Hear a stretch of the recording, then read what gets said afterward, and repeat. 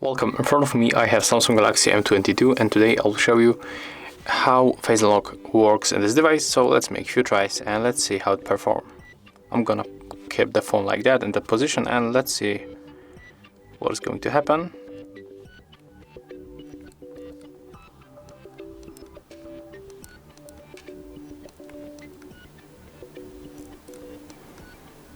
Oh,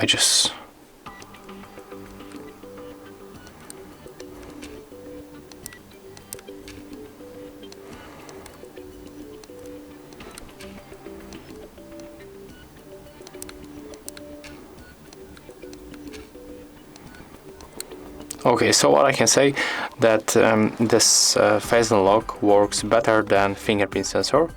I make the same test with sensor from the right edge and it doesn't recognize my fingerprint every time, but as you can see the face unlock recognizes my face in every try, so that's a good point.